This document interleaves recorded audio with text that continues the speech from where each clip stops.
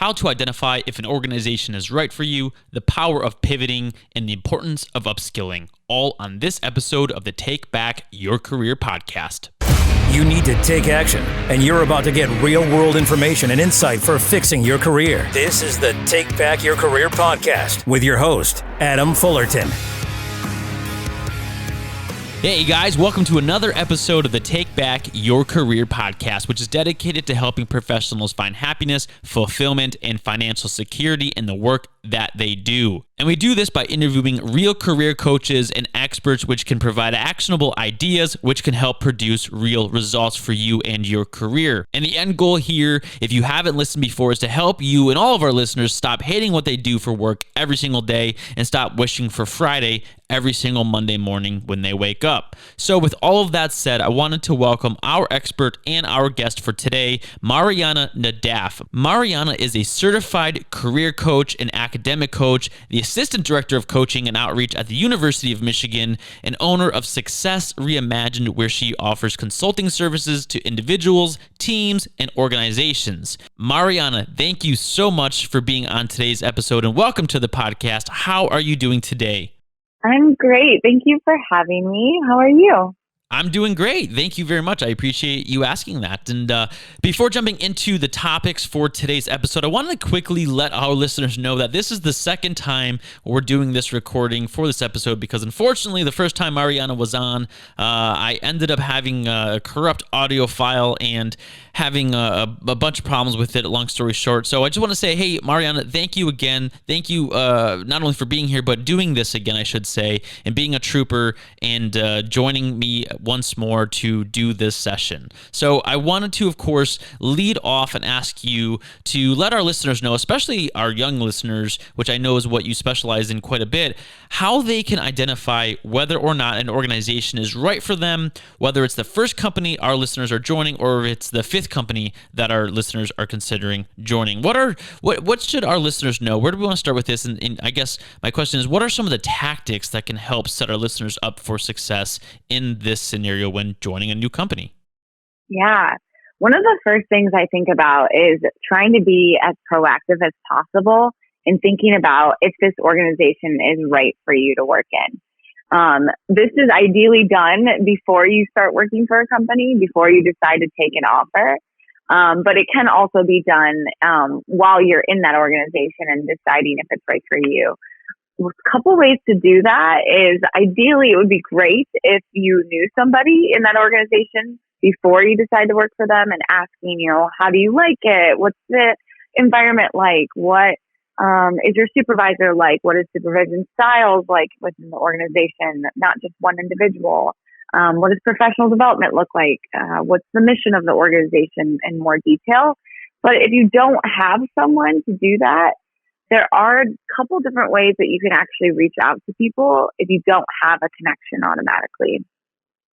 One of those ways is through LinkedIn, which is one of my favorite platforms. I'm sure a lot of your listeners know about it, and also people coming on to speak highly regard LinkedIn. You can actually go onto LinkedIn and search an organization, and then you can search employees that are on LinkedIn that work for that organization. And so when you search, you can actually filter down more and learn, or you can actually find out if an employee there maybe went to your alma mater or shares a connection with you, a third connection or a second connection. And so those are great people to reach out to and say, hey, I see you work for this organization. I'm interested in working for them as well. What brought you to them and what do you enjoy most about working there? So then you can get a little bit of the insight, even if you don't have that connection directly with an individual that works there. Right. That's such a great tactic. I've never thought about that, nor have I done that in my own career, to be honest, which is something that seems so obvious, but is one of those things, again, at least for me, that I didn't even think of. And I would imagine, too, that to your point, that would hopefully or will hopefully provide a ton of information and insight into the company and the environment and whether it's a great place to work at all before you apply or, accept a position there. Oh, 100%. And, you always hear the saying, it's not just what you know, but it's who you know. And it really is true, as much of a pain as it can be sometimes. But that's how you create those connections, is finding people that work there that maybe you have a distant connection to in some way, but then reaching out and just asking them, not for a favor, because when you don't know someone well, it's kind of rude to ask for a favor, but to just ask them to talk about themselves. And, what do they like? What brought them to where they are? What was their journey like? And that can open up a lot of doors eventually. So I definitely agree. I think that's a great idea. Yeah, that's great advice for our listeners that, again, will help set them up for success or hopefully, dodge a bullet. I would think that it would be okay, though, during that discussion to ask if it's a company they would or wouldn't recommend, and ask what those red flags are. So my question to you is that if you do have that conversation with someone from another company, what are those red flags that they should look out for? Or what are some of the tactics our listeners can use to identify those red flags for themselves? Yeah, that's a great question. Okay, so there are some obvious red flags where it's high turnover. You can find that out. If you're talking to someone or you're noticing that they've flipped, maybe someone's only in the position for 6 months, less than a year, if that's a common thread. If there's a one-off, then it's not so much of a big deal. Their mission statement, vision, if they don't have either of those, or they don't have their strategic goals for the year, if they don't have their strategic goals for the year listed out, that's a huge red flag. They're not honest about if they're a nonprofit, if their budget isn't very clear to find, if they don't have clear DEI goals, diversity, equity, inclusion, if they don't have a diverse staff, that's also a red flag. I would also say too, one really great way to find out red flags is to go to glassdoor.com, or actually LinkedIn has reviews as well for organizations and companies, and you can find actual reviews and see what people are saying. I do warn people that usually people who leave reviews, they either leave kind of a polar response, whether it's either really great or really negative, but it's important to see those reviews and see, is there a really common thread of negative comments and there's barely any positive comments? Or is it kind of just a one-off comment here and there that's negative and the issue doesn't seem as big? Maybe somebody just had a certain feeling and a certain experience. So those are some definite red flags to look out for. Yeah, those are great. I would think that doing as much research on those red flags, again, will help set our listeners up for success, or hopefully dodge a bullet, like I said earlier, which will save you a lot of frustration and possibly wasted time, and even regret thinking that it was going to be better than it actually was or actually is. And then maybe after a year or two or whatever, however long it takes, you might feel like you're becoming stuck or are stuck. And again, just kind of avoiding that scenario or situation altogether. I want to ask you then, if someone is at that point in which they are seeing those red flags for themselves and they're, again, feeling stuck, what are their options? What sort of advice would you give our listeners in that situation, or someone that you're working with? What kind of information or advice or guidance would you give someone, again, that you're working with? Yeah, absolutely. It's so hard to feel stuck, especially in an organization where you feel like there isn't much mobility. So there's this idea there are these two ideas that I really encourage. The first is kind of upskilling. And that's the idea of how can you develop yourself to get to the next position, to get to whether that's within the organization, or the other idea is pivoting to get you to a new kind of career or a new organization. And so there are kind of multiple ways to do this. The first is that you're seeking out what can your employer actually provide for you to help you get where you want to be. Can your supervisor aid you in finding opportunities for you to shadow somebody else, for you to get connected to professional development opportunities? Does your employer pay for tuition support in any way, or provide you with paying for a class, at least one-off, or a certification of sorts? Is there anyone in your organization that you can just partner in a project with? So then maybe you can learn a certain skill and you can write that on your resume that you did a project together that helps develop you further. I think it's all about figuring out where do you want to be and how do you get there? And so whether that's just starting that conversation with someone, either supervisor-wise, if your supervisor is great, hopefully, or seeing what HR can help offer you as well. And then moving from there, I think you need to take stock of what you do enjoy and what you do like about what you're doing, but then also figuring out what is it that really drains me and how can I remedy that? What would help me be more energized and feel more fulfilled in my work? So that's some place to start. Each of those are such a great option for our listeners to use in their careers to make the change they're looking for. And I quickly want to go back to a comment about working with your supervisor that you made. I think that's a great place to start, to reach out to your boss or manager and ask what else you can do to advance your career and what you can do, how you can go above and beyond with your current list of responsibilities that'll help you grow and try to new things and, learn those new skills. So some of our listeners might be sitting here and saying, well, why should I do any of this? What's the point? I'm always going to be stuck. They have that kind of mindset or approach or perspective, I should say. So then I got to, my next question I want to ask you is, why do you think it's important that our listeners explore these tactics and try some of these ideas that you just talked about? Like, what's the benefit? What should they be looking out for? And again, why should they do any of this? Yeah. Well, in my opinion, you spend a lot of time at work, and I know that not everybody's going to feel completely fulfilled all the time. There are things that I don't always enjoy doing in my jobs, in my careers, but I know that I want to be fulfilled in my career a majority of the time.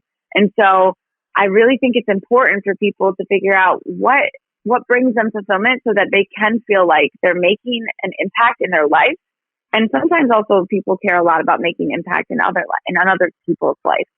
So I think it's important to seek out what opportunities you have to develop yourself and help you get where you want to be. I think it would be a loss to not take advantage of the things that could kind of catapult you forward to find more fulfillment in your life and in your career. And probably too, and correct me if I'm wrong, but I think just having that conversation with your manager or boss or just the HR team or whoever at your organization, they're probably going to say, okay, this person really does care about what they do, and they're being, in my opinion, open and honest and saying, like, here's what I enjoy, here's what I don't enjoy, and hopefully working with the organization or the people, they can kind of push you towards a certain path that's going to say, okay, let's get you into more of what you enjoy instead of the things that really kind of wear you down. And that's something I think a lot of people kind of face right now, is that they're just focused on the things that wear them down, and they don't bring up the opportunity of saying, hey, this is the stuff I really enjoy in my position, and I'd like to do more of this. And so do you think that's worth it then, bringing that up to the organization? Absolutely. I hope the goal is that you have a supervisor that is more of a leader that wants you to develop yourself and move forward, not keep you in the same position and not help you guide you to whatever's next for your goals in your life. And so absolutely, if you have a great supervisor that is like that, it's important. They're going to want to hear that. I always want to hear from my team, what is it that will really just excite you in your next step? Like, where do you want to be and how can I help you get there in this role? And how can we utilize the benefits that you have now to get you where you want to be? And I think that that's an absolutely normal conversation to have. I also recognize that not every supervisor is like that, or that they might not even have a strong supervision tie. And so that's when you really have to take it upon yourself to figure out, what's next and how do you motivate yourself to get there? Because maybe you might not have as supportive of a team to do that for yourself. So you really have to take it upon yourself and move forward and be diligent in figuring out what resources are available. Absolutely. And do you think then, and I think you're 100% correct, I think one of the concepts we learned in another episode is just being the CEO of your own career. So I know you said earlier, taking stock of your situation. So what else do you recommend someone listening who says, okay, obviously I'm going to go through these kind of upskill tactics or options that you talked about earlier, and I'm going to try to talk to management or my boss or whoever it might be, HR, but that person's just not receptive. So what do you do after that point? Maybe you feel like you hit the wall and you're like, okay, well, no, I'm truly stuck because the people here just don't care. And it might be more difficult in a small business if they're working for a small business because the options might be limited. So, what is the next thing the person should do, in your opinion, if again, they're not receptive of kind of what you're laying out there for them to know about you and what you're looking for? Yeah, absolutely. And I know you care a lot about actionable steps for your listeners. And so I would say the first thing is that you want to sit down and be really intentional. And one way to do that is to kind of take stock, like you were mentioning, of what is going on in your life and what's bringing you happiness and what isn't. There's actually a really helpful tool to do that. There's a book called Designing Your Work Life, and I really highly encourage your listeners to read to it. But there's actually some really cool free resources from that book online as well. And one of those resources is called an energy engagement map worksheet.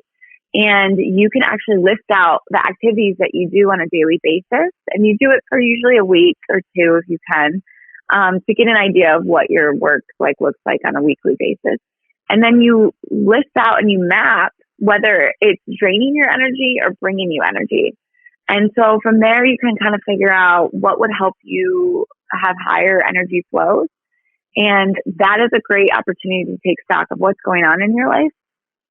And then once you've done that, you can kind of get an idea of like, okay, I know what's draining me. Now, how do I take the next step to help my energy flow? And that's when you're starting to seek out opportunities to do that upskilling. And so then I'm thinking, I'm going to HR, I'm reading their, whether it's on their website or calling someone or having a meeting with somebody to ask, what benefits do I have? Are there, in Michigan, we actually have an online certification website where you can take courses and get certifications for free most of the time. There's also LinkedIn Learning that's available to kind of anybody who wants to access it. There are some fees associated. Does your organization have their own professional development office whether they offer certain courses for free? I'm really looking into skill building. And I might also realize too, I need more information. And that's when I'm trying to reach out to individuals that are in positions that I could see myself being in.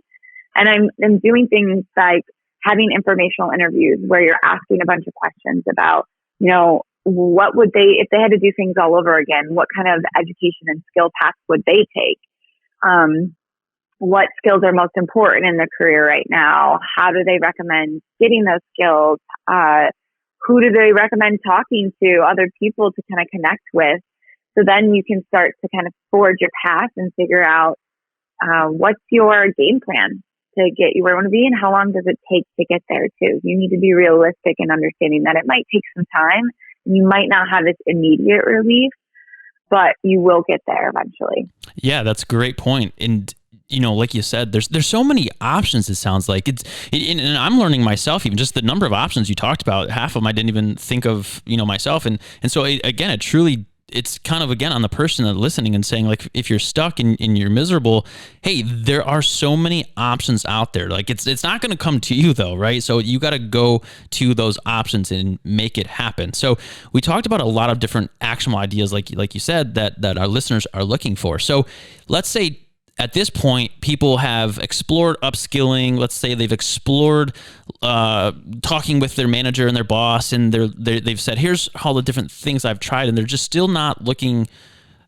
feeling fulfilled in their current situation or their current path. And so I want to talk about like transitioning. I know you have a little bit of experience in that, and I'm sure lots of thoughts, but let's say the person's just saying, you know what, all those upskilling and networking, all these ideas sound great if I still wanted to be in maybe this industry or this role, but maybe I just want to change things altogether. And my passions are something that has nothing to do with what I work on right now. And so what do you suggest for someone in that situation who says, I really need to pivot altogether. I need to change. I need to transition into something new. What kind of advice would you give them, or what kind of ideas or actionable steps would you give that type of person?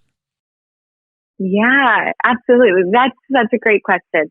I think the first piece of advice I would tell my clients is to be patient with themselves, first of all, because it is a big deal to make a pivot like that. And it can be really stressful. I know clients that have families and they have a lot at stake, and making that pivot could lead to some uncertainty, and that could be uncertainty in pay even for a little bit of time. And so I really say be patient, because you're doing something that's going to get you where you want to be eventually, but it might have some rocky roads associated with it, and you might go through some rocky roads.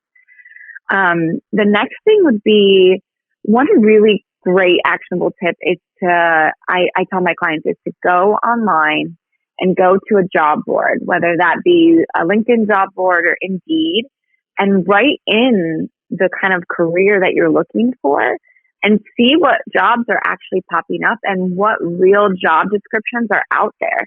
And so then I highly recommend going to that job description and figuring out what is it that they're looking for in a candidate. And then I'm comparing, as you know, I'm having my clients compare and say, you know, what skills do you have? Is that a check mark right now, or is that something where I have to take some time to work on it and it might be a little bit, but I'll get there. And do I even enjoy reading this job description? Like, does it sound exciting to me? Because maybe I haven't done that job. You know, we're making the assumption that I haven't done that job before or been in that career before. And so I'm trying to gather information to figure out, is this something I would like? Whether I'm talking to other people, networking with people in that role, or I'm just reading these job descriptions. And then I'm figuring out, am I skilled right now to do that job? And if not, how do I get there? Well, one of the things that you just touched on, and I was thinking about this, is that if you're in a certain position, I mean, I'm going to give you all the credit to this, even if I'm just connecting dots, and maybe this could have been exactly what your point was. But I'm thinking that if I'm in a current position and I think kind of the next natural progression of my role in a company or in my career is, you know, this next level of position, it's probably pretty smart to go online and search out that position and to say, not only one, what do I need to know to get to that position? What do I need to learn now and kind of, you know, upskill or do some additional education, whatever it might be? What do I need to know now to get myself to the next situation or position? And number two is, do I even want that position? Because that's kind of the direction you're going. And so if you do, like you said, read that description and you're bored reading, you're like, that's not what I want to do. All right, it's probably time to take a step back, like you said, and you know, be patient, but start looking at other opportunities to not set yourself up for failure, because you're going to be working towards a position you truly don't want or have no interest in. Yes, you're so right. I think when you're hoping to be in a new career, you can have this image of what it's like, but you want to try to get as many facts as possible when you're making a move like that to figure out if it's right. And so, you know, there's so many different ways to do that. I think the summary is that you want, you know, there's the whole idea of, is the organization right for you? But then there's the whole idea of, is the job right for you? Like what you're doing day to day. And you can figure that out through looking at the job description, like we were talking about, talking to other people in that job, but also, you know, if you can, ideally being able to actually job shadow. It might be harder to do with virtual work, but it also might be easier in some positions too, because people can just hop on some Zoom calls. So I really encourage listeners and clients to try to seek out some sort of job shadowing opportunities. Most people are really open to, you know, having you join a meeting. I think it does depend on the job and how confidential the work is, but just seeking out to see what's possible to join in on, so you can get as much information as possible to know if that job's right for you. And truly see what the work is, like you were saying, because again, you might see what they do and say, you know what, this is really just not what I expected it to be. It might not be as fun as you thought it might be. And so, again, to kind of avoid the path of going down, avoid the situation which you go down a path of having, you know, a new, a job or a position which you thought was going to be fun, you thought it was going to be exciting, and it's really not. So it's extremely important for our listeners to realize that you have the ability to pivot. You have the ability to reach out to people. You have the ability to say, hey, do you mind if I kind of learn more about your job? I'd love to learn more and just see if this is something that's right for me. You have the ability to reach out and ask for a job shadow. And I think most people are going to be receptive of that. So again, I think these are just powerful tactics people can use now. They don't set themselves up for failure in the long term. Yeah. You know, my grandpa, he was somebody who worked with one company for the 40 years, retired, had that pension. And that doesn't exist for us as much anymore. It's not common. It's actually more common to make pivots. I read a statistic at one point that was saying that in our generation, the average kind of career shift 7 times with a different organization. I have to look it up again to see what it is, but I imagine it isn't much different. And I think if anything, it's probably more. So I think we have to normalize the fact that we're not living the kind of career path that our grandparents and even parents lived. And it is normal to pivot. And the first job out of, college, it's likely that it's not going to be the right one for you forever. And so it's normal to make those shifts. And I encourage, clients and listeners to make the shift that's appropriate for you and to take baby steps in doing that, even if you have to. Absolutely. And I think too that one of your specialties I know is just working at the University of Michigan and kind of the people you work with. You like to work with young college students. So I want to take the next just couple minutes and kind of use this as a last topic, because as a young professional, you probably got into a situation because you were either led down this path, whether it was your choices in college or because, your parents said, hey, do this. And they might not even realize that you might have to pivot 7 different times. But nonetheless, as someone who works with young professionals or young college students, what do you tell them? What do you teach them so that they can figure out the right path for them and hopefully avoid a lot of the struggles that, a typical professional faces, which is, again, working somewhere and then eventually saying, oh, if I could do it all over again, I'd do it completely different. So again, I just want to kind of use this last little bit to say, how do you work with college students to set them up for success? And what is something that our young professionals who are still already in their career, what can they learn from how you work with those types of students? Yeah. No, some of the things I first share with my college students or my clients is to think about what they actually enjoy on their downtime. Because sometimes you can turn your hobbies and your interests into a career. I'm a big advocate of saying, do something that brings you joy, because in the end, that will likely bring you money because you will be skilled in that and you'll enjoy doing it, rather than pursuing something that seems just fruitful and it's going to make you all the money in all the ways. And that's just going to eventually bring you happiness. And I do have to say, I've had some clients that are so money focused that seems to work for them. But a majority of the time, a lot of students and clients are seeking something that is bigger than just money. And so I'll start with, what do you like doing? What do you read for fun? Do you enjoy helping people? And if you do, what kind of helping does that look like? Are you really technical? Do you think you would enjoy being on a computer all day? Do you want to be out in the field? Do you enjoy a lot of meetings? What does it look like on a daily basis for you? If you could pick what your ideal work schedule was like also. There are all sorts of assessments online. You can go on and actually look up work values. You can look up what work environment is like, and you can check things off.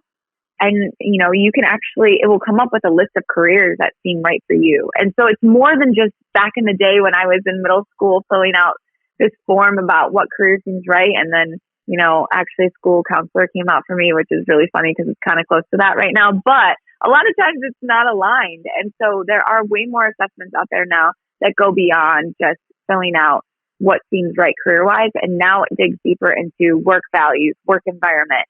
And so then that can start to kind of carve your path into figuring out a career that seems most suited for you. So my biggest piece of advice to start out, just an actionable first step item for college students or, early career professionals, is to really dig into what kind of career seems right for them, work value wise, work environment wise, and know that there are tools out there to actually figure that out and to help you figure out what you enjoy on a daily basis and then how that could convert into a career. That's powerful. I'm so glad you shared that for our young professionals and college students. And there are even things that our older professionals can use to help them in their own situation. So that's awesome. So again, thank you once more for sharing that. I guess with all of that said, that actually does cover all of today's topics. And so I guess without, delaying this, I just want to say, hey, thank you so much, Mariana, again, for being on the podcast and sharing all of that information with our listeners. I truly appreciate it. I know our listeners appreciate it. And of course, I appreciate you being a good sport and doing this session all over again. And I totally think that it was worth it. So last but not least, I wanted to, of course, ask you, Mariana, where our listeners can find you and connect with you. And if interested, where they can get a hold of you and possibly, work with you. Yeah, I'd be happy for listeners to contact me and I can elaborate on anything we talked about today or talk about other career topics.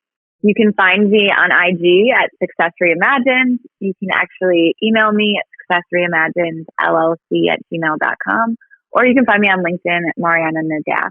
Great. Thank you, Mariana. Thank you again. I truly hope our listeners reach out to you and connect with you and take advantage of all of your knowledge and insight. I truly do. So that's it for today's episode, guys. I hope this helps you, of course, take back your career. That's the point of all of this and these conversations and having these guests on. And I hope it motivates you to and encourages you to change the path you're on and, of course, escape the feeling of regret and misery, because that is most definitely not how it's meant to be, not how life or your career is meant to be. So with all of that said, thank you again once more to Mariana. Thank you to you guys tuning in to this episode. And as always, I release a new episode every single Monday, so stay tuned for that. And once more, thanks for listening, and I will catch you guys on the next episode.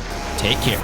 Thanks for tuning in to this episode of the Take Back Your Career podcast with your host, Adam Fullerton, the podcast dedicated to giving you expert advice and actionable ideas so that you can achieve real results and finally take back your career. Like what you heard in today's episode? Consider leaving a 5-star review and visiting TakeBackYourCareerPodcast.com, Apple Podcasts, Google Podcasts, or Spotify for more episodes. And remember, Mondays shouldn't suck, and neither should finding help. Thanks for listening to Take Back Your Career podcast.